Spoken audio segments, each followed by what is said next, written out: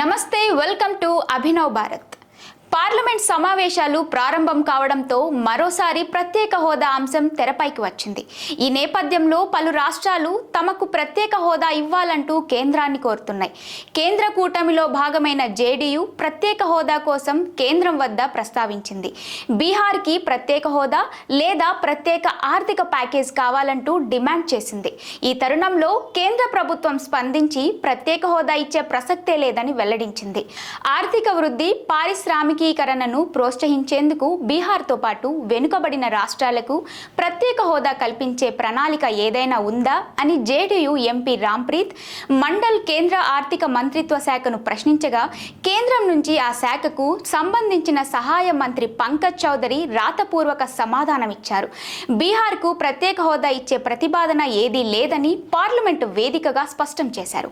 అయితే కేంద్రంలో కూటమి ప్రభుత్వం ఏర్పడడంలో జేడీయూ, టీడీపీలు కీలకంగా మారాయి.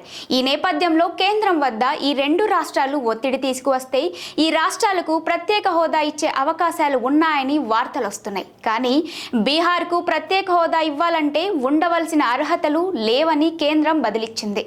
ఏదైనా రాష్ట్రానికి ప్రత్యేక హోదా ఇవ్వాలంటే 5 అర్హతలు ఉండాలని స్పష్టం చేసింది. పర్వతాలు, కఠినమైన భౌగోళిక స్వరూపం కలిగి ఉండడం, తక్కువ జనసాంద్రత, ఎక్కువ గిరిజన జనాభా ఉండటం, పక్క దేశాలతో సరిహద్దును కలిగి ఉండటం, ఆర్థికంగా, పారిశ్రామికంగా వెనుకబడి ఉండటం, రాష్ట్ర ఆర్థిక పరిస్థితి దారుణంగా ఉండటం, నేషనల్ డెవలప్మెంట్ కౌన్సిల్ సూచించిన ఈ అర్హతలు ఉన్న రాష్ట్రాలకే ప్రత్యేక హోదా ఇస్తారని, బీహార్కు ఈ అర్హతలేవీ లేవని కేంద్రం స్పష్టం చేసింది.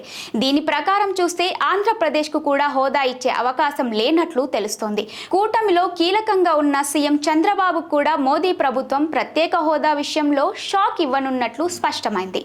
అయితే ఈ నేపథ్యంలోనే చంద్రబాబు ప్రత్యేక హోదా కోసం కాకుండా రాష్ట్రానికి ప్రత్యేక ప్యాకేజ్ కావాలంటూ కేంద్రం వద్ద ప్రస్తావించినట్లు సమాచారం.